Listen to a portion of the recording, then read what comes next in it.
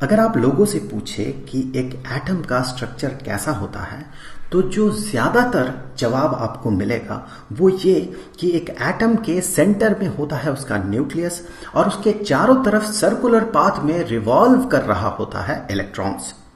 देखिए, ये एक कंप्लीट पिक्चर नहीं है, ये इनकम्प्लीट है और इसमें कुछ खामियां भी है, लेकिन इसे हम पूरी तरह से गलत भी नहीं कह सकते हैं क्योंकि यही वो एटॉमिक मॉडल है जो कि मॉडर्न एटॉमिक मॉडल का नींव रखता है।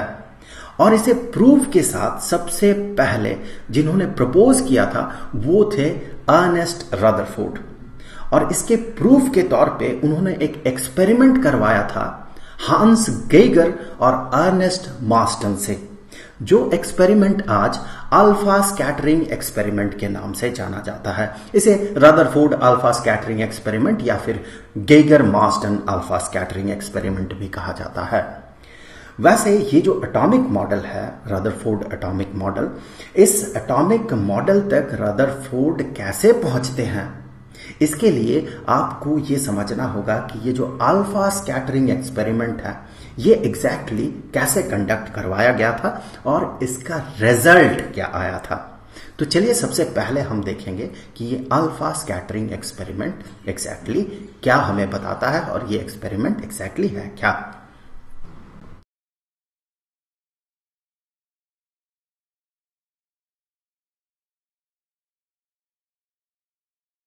पहले हमें समझना होगा इसका सेटअप एग्जैक्टली कैसा था। देखिए, यह है अल्फा स्कैटरिंग एक्सपेरिमेंट, मतलब हमें चाहिए होगा अल्फा पार्टिकल। अल्फा पार्टिकल मतलब कि हीलियम न्यूक्लियस, जो कि रेडियो एक्टिव एलिमेंट से, बहुत सारे रेडियो एक्टिव एलिमेंट से एमिटेड होता है, रेडिएटेड होता है। तो उसके लिए सबसे पहले हमें चाहिए होगा सोर्स ऑफ अल्फा पार्टिकल, जिसके लिए यूज किया गया एक लेड बॉक्स। अब लेड बॉक्स से क्यों यूज किया गया इस पे हम थोड़ी देर में बात कर रहे हैं। यहां से अल्फा पार्टिकल बाहर निकलता है, कैसे, इसके लिए चलिए इसके क्रॉस सेक्शनल व्यू देख लेते हैं। इसे अगर बीच से यहां से काटा जाता है तो हमें कुछ ऐसा दिखेगा। यहां पर ये एक सॉलिड बॉक्स है लेकिन बीच में एक टनल होता है, एक छेद होता है। यहीं पर इस जगह पे रखा जाता है रेडियो एक्टिव एलिमेंट को।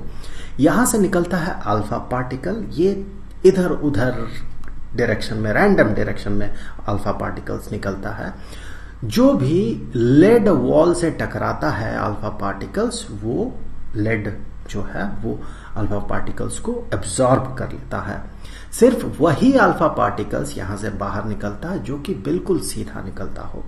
मतलब कि इस लेड बॉक्स के अंदर जो रेडियो एक्टिव एलिमेंट है वो भले ही रैंडम डायरेक्शन में इधर उधर अल्फा पार्टिकल को रेडिएट करे, देखिए उसका कोई स्पेसिफिक डायरेक्शन नहीं होता। एक रेडियो एक्टिव एलिमेंट किस डायरेक्शन में रेडियो एक्टिव रेज को एमिट करेगा उसका कोई सर्टेन डायरेक्शन नहीं है, वो रैंडम इधर उधर के डायरेक्शन में रेडिएट करेगा।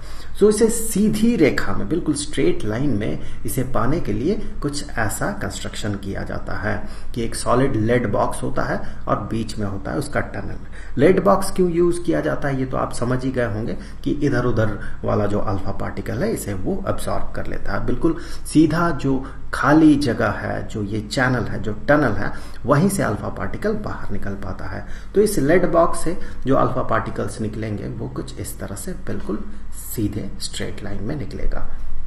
अब क्या है, अब यूज किया गया एक गोल्ड फॉयल, बहुत बहुत पतला gold foil. Gold foil use करने के पीछे रीजन ये था कि गोल्ड फॉयल बहुत ज्यादा, गोल्ड जो है ये बहुत ज्यादा मैलिएबल होता है, इसे हम बहुत पतला बना सकते हैं पीट पीट के। और दूसरा रीजन ये है कि गोल्ड न्यूक्लियस जो है, गोल्ड एटम बेसिकली, तब तो न्यूक्लियस का कॉन्सेप्ट तभी तक आया नहीं था, इस एक्सपेरिमेंट के बाद आया वो कॉन्सेप्ट। गोल्ड एटम जो है बहुत हेवी होता है। सो ये भी एक रीजन है कि इसे यूज किया जाता है, वो आप आगे समझ जाएंगे कि हेवी न्यूक्लियस या हेवी एटम यूज करने का जो बेनिफिट था वो क्या था। अब यूज किया जाता है लेड बॉक्स के साथ साथ गोल्ड फॉयल। लेड बॉक्स से अल्फा पार्टिकल इस तरह से बाहर निकलता है जो कि गोल्ड फॉयल से जाके टकराता है। अब एक वॉल होता है इसके चारों तरफ, एक थिक वॉल।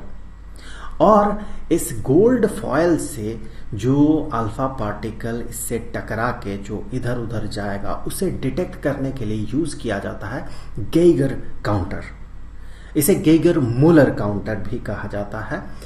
इस टॉपिक पे गेगर काउंटर पे मैं जरूर आप लोगों के लिए एक वीडियो बना दूंगा कि ये गेगर काउंटर एग्जैक्टली काम कैसे करता है। अब ये जो गेगर काउंटर है जो कि ऑब्वियसली अल्फा पार्टिकल को डिटेक्ट करने के लिए यूज किया जाता है, यहाँ पर जितना भी अल्फा पार्टिकल पहुंचता है ये उसे डिटेक्ट कर पाता है किस अमाउंट में अल्फा पार्टिकल आ रहा है। ये इस वॉल में इस तरह से ये मूव कर सकता है। इस तरह से इसे मूव करवाते हुए किस जगह पे किस अमाउंट में अल्फा पार्टिकल पहुंच रहा है इसे पता किया जा सकता है। अब देखते हैं इसका एग्जैक्ट वर्किंग कैसा होगा। अब यहां से निकला अल्फा पार्टिकल, उन्होंने गेगर काउंटर यूज करते हुए देखा कि ज्यादातर अल्फा पार्टिकल्स जो है वो इस तरह से बिल्कुल स्ट्रेट लाइन में गोल्ड फॉयल को पेनेट्रेट करते हुए पार हो जा रहा है। बहुत ही कम अमाउंट में अल्फा पार्टिकल थोड़ा सा डेविएट कर रहा है, इस तरह से आके वो डेविएट कर रहा है, लेकिन इसका अमाउंट बहुत ही कम उन्होंने पाया। और बहुत बहुत बहुत कम अल्फा पार्टिकल्स ऐसा पाया गया जो कि लगभग 180 डिग्री में इस गोल्ड फॉयल से रीबाउंड कर जा रहा है। तो उन लोगों ने देखा कि ज्यादा से ज्यादा अल्फा पार्टिकल का कंसंट्रेशन एक छोटा सा रीजन में है जहां पर कि डेविएशन बहुत बहुत कम हो रहा है और बहुत ही कम अल्फा पार्टिकल्स उन लोगों को इस रीजन में मिला। चलिए डेटा थोड़ा डिटेल्स में देख लेते हैं कि एक छोटा सा रीजन जहां की एंगल ऑफ डेविएशन सिर्फ 1 डिग्री का हो, इसी रीजन में उन्हें बहुत बहुत सारे अल्फा पार्टिकल्स मिले। लगभग 99.86% अल्फा पार्टिकल्स सिर्फ इसी रीजन में मिला जहां पर कि उसका डेविएशन नहीं हो रहा, ना के बराबर डेविएशन हो रहा, सिर्फ 1 डिग्री के रेंज में। और बाकी जगह पे मिला बाकी बचे अल्फा पार्टिकल्स जो कि है 0.14%, सिर्फ 0.14%। और थोड़ा डिटेल्स में बात करते हैं कि जिन अल्फा पार्टिकल्स का डेविएशन 90 डिग्री से ज्यादा हो रहा, मतलब इस रेंज में मिल रहा है, उसका अमाउंट देखा गया तो वो पाया गया 8000 में 8000 अल्फा पार्टिकल्स जब यहां से रेडिएटेड हो रहा है वो गोल्ड फॉयल से 90 डिग्री से ज्यादा डिफ्लेक्टेड हो रहा है, या फिर कहें एंगल ऑफ डेविएशन 90 डिग्री से ज्यादा हो रहा है, विच इज 0.0125%, बहुत ही कम। और जिन अल्फा पार्टिकल्स का डेविएशन लगभग 180 डिग्री के बराबर है, मतलब कि वो रीबाउंड कर रहा है, इस तरह से जा रहा है और रीबाउंड करके वापस आ रहा है, उसका अमाउंट देखा गया कि वो 20,000 में 1 है, विच इज 0.005%। ये बहुत ही कम अमाउंट में अल्फा पार्टिकल्स रीबाउंड कर रहा है। अब इस रिजल्ट को देखते हुए रदरफोर्ड ने कहा कि जो प्लम पुडिंग मॉडल है वो सही नहीं हो सकता है। उस समय प्लम पुडिंग मॉडल ये प्रचलन में था। प्लम पुडिंग मॉडल कहता है कि एक एटम का पूरा स्पेस, इसमें पॉजिटिव चार्ज यूनिफॉर्मली डिस्ट्रीब्यूटेड रहता है और उसके बॉडी में नेगेटिवली चार्ज्ड इलेक्ट्रॉन्स एम्बेडेड रहता है। अब अगर ये सही हुआ तो फिर रदरफोर्ड आर्ग्यूमेंट देते हैं कि अगर ये सही होता तो फिर जो गोल्ड फॉयल है उसका जो बॉडी है उसमें एटम्स जो है वो एरे बना के रहेगा, इस तरह से एक एटम, उसके बाद दूसरा, उसके बाद तीसरा, एक के बाद दूसरा, लगातार एटम्स रहेंगे।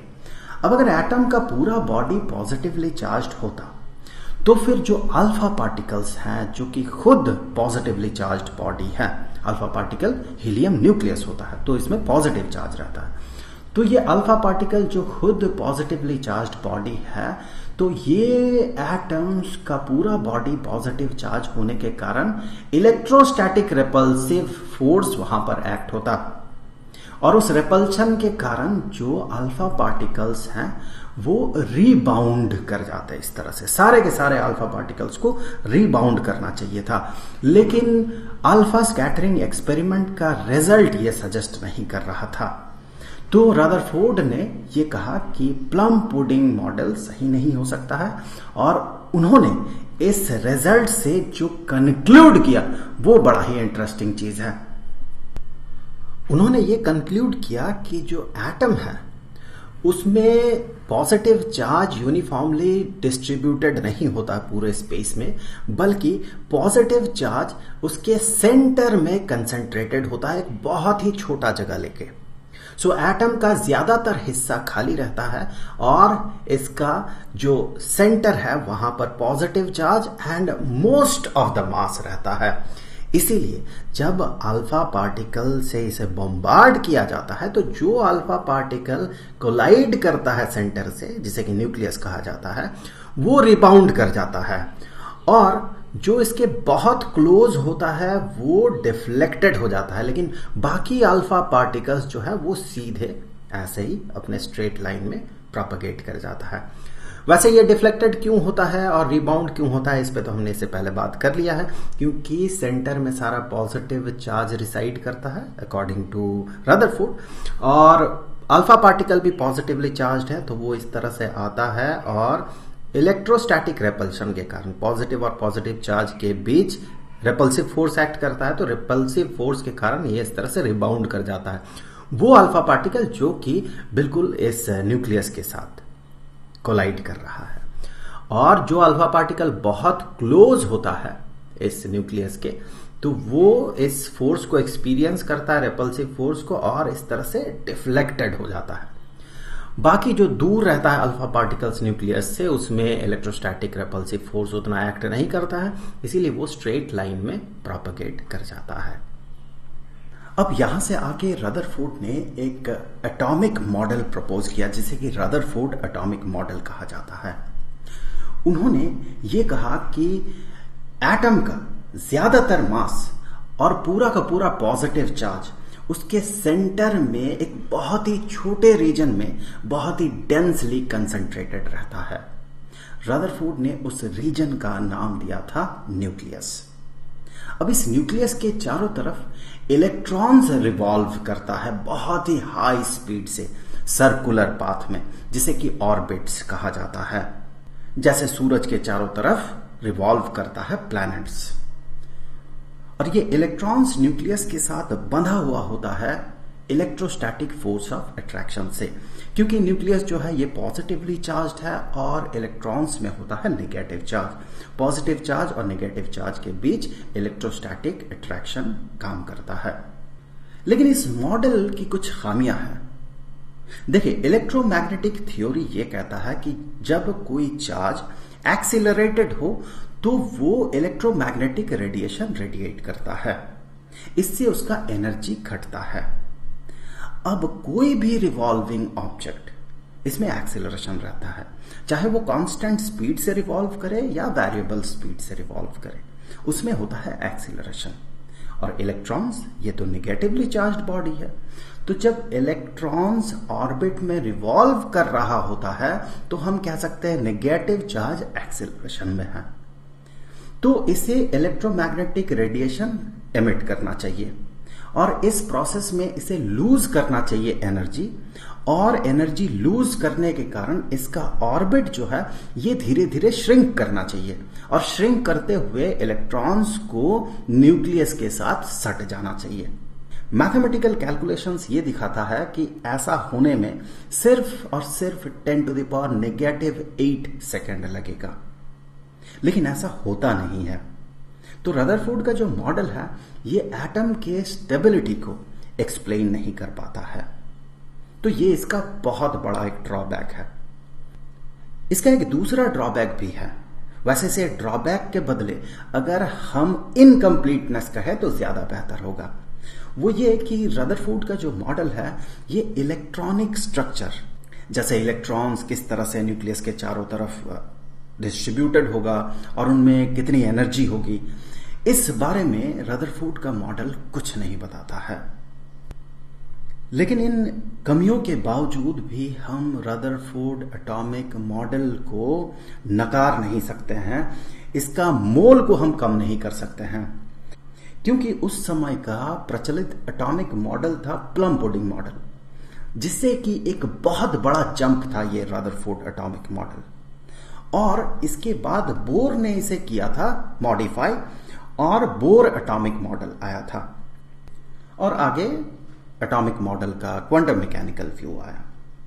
तो इस लिहाज से भी रदरफोर्ड एटॉमिक मॉडल एक बहुत ही इंपॉर्टेंट और वैल्यूएबल एक स्टेप है।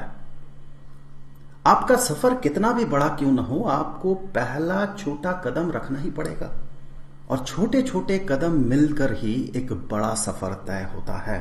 तो चाहे आप पहला कदम रख रहे हो या दूसरा या फिर अंतिम कदम रख रहे हो, हर एक कदम का मोल बराबर है। रदरफोर्ड एटॉमिक मॉडल का भी मोल उतना ही है जितना कि बोर एटॉमिक मॉडल का है और जितना कि एटॉमिक मॉडल का क्वांटम मैकेनिकल व्यू का है। तो मुझे उम्मीद है कि यह वीडियो आपके लिए हेल्पफुल रहा होगा। क्लास 11th के केमिस्ट्री के चैप्टर स्ट्रक्चर ऑफ एटम का जो प्लेलिस्ट है उसका लिंक आपको नीचे डिस्क्रिप्शन में मिल जाएगा और रिलेटेड बहुत सारे वीडियोस का लिंक भी आपको डिस्क्रिप्शन में मिल जाएगा। तो उम्मीद है कि अगले वीडियो में फिर मुलाकात होगी। तो मिलेंगे आपसे अगले वीडियो में, तब तक के लिए खुश रहें। Good bye.